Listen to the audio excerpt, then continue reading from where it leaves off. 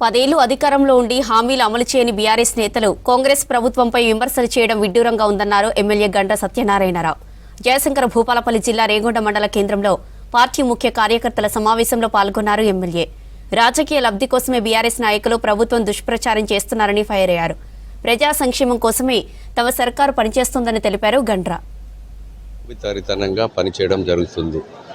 ప్రతిపక్షాలు ఈరోజు వాళ్ళ ఉనికి కొరకు వాళ్ళు 10 సంవత్సరాల అధికారంలో ఉన్నప్పుడు బీఆర్ఎస్ పార్టీ ప్రభుత్వం గతంలో చెప్పిన హామీలు ఏది కూడా నెరవేర్చకపోవడం, మిగులు రాష్ట్రాన్ని అప్పులకుప్పగా చేసి ప్రజలను మభ్యపెడుతూ ఇచ్చిన హామీ చేయాలి. అరే ఇచ్చిన హామీ నువ్వెందుకు చేయలే? ఓ దళితుని ముఖ్యమంత్రి చేస్తా అని చేయలేదు, నిరుద్యోగ భృతి ఇస్తా అని చేయలేదు, కేజీ నుంచి పీజీ వరకు ఉచిత విద్య లేదు, ఇంటికో ఉద్యోగం గతి లేదు, ఊరికో ఉద్యోగం గతి లేదు. ఈరోజు డబుల్ బెడ్రూమ్ ఇల్లు కట్టిస్తానికి కట్టివ్వలేదు, రుణమాఫీ కూడా ఒక్కసారి చేయలేదు. మేము రుణమాఫీ 21,000 కోట్లు భారతదేశ చరిత్రలో రుణమాఫీ ఒకేసారి మొదటి సంవత్సరంలోనే చేశాం.